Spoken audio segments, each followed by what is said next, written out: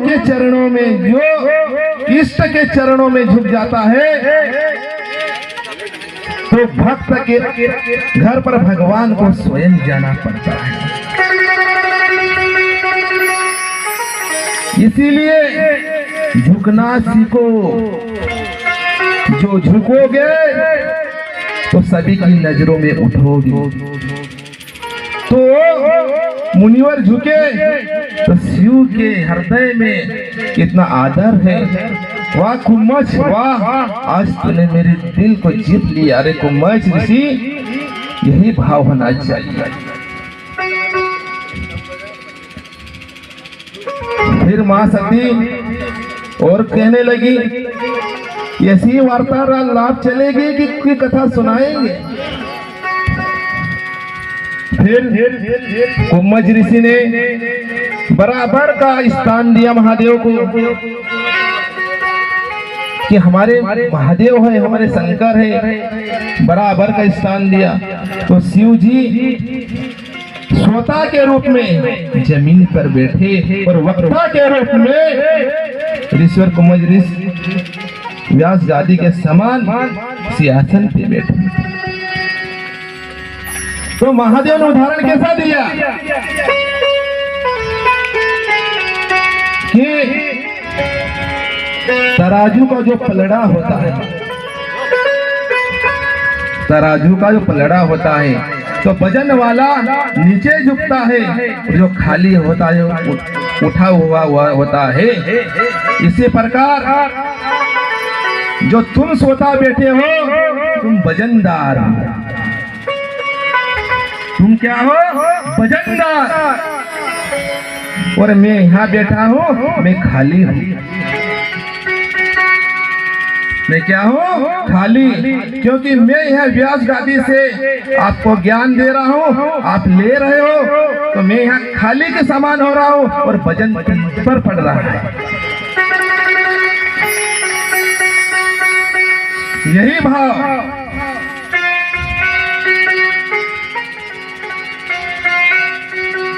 यही भाव होना चाहिए। अब आजकल क्या कहते हैं बड़े बड़े ज्ञानी मुनि, बड़े बड़े पंडित जी कहते हैं ये छोटा कथावाचक, हम बड़े कथावाचक, हम क्यों कथा में जाएं और क्यों सुने? ऐसा नहीं करना चाहिए। कथा से भगवान का संबंध हो जाता है। सुनने से कथा में राम नाम या शिव की कथा चलती हो, उस कथा में आने से भगवान का और कथा सुनने वाला का संबंध बन जाता है। ऐसी बात नहीं करना चाहिए कि वो बड़ा वो छोटा। ये महादेव के शिव पुराण यही तो सीख दे रही है। महादेव ये दुनिया को सीख दिलाने के लिए पुराण ग्रंथ बने हुए हैं कि इनसे अपने अंदर विचार धारा का जन्म हो। अच्छा, तो महादेव ये बता रहे हैं। तो पार्वती सती मैया कह रही है, प्रभु तुम नीचे बैठ गए हो। सती तू नहीं जानती, अपन श्रोता के रूप में यहाँ पर यह कथा सुनने आए और कुम्मच ऋषि वक्ता है। वक्ता के समीप बराबरी में बैठ जाएंगे तो कथा का फल नहीं मिलता। फिर वहां बैठेंगे तो उनको देखकर अहंकार भी पैदा होगा कि देख मुझे यहाँ पर बिठाया है। मैं अहंकार की परिभाषा से दूर रहना चाहता हूँ और दुनिया को ये बताना चाहता हूँ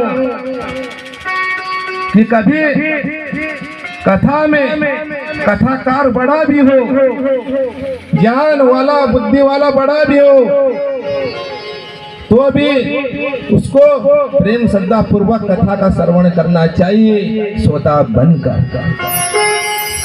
यही तो भाव होना चाहिए।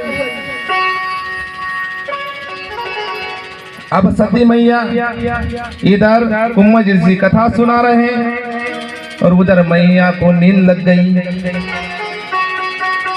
अब कथा खत्म हुई, सती कथा सुनी तो सती मैया ने हाँ कर दिए, हाँ सुनी।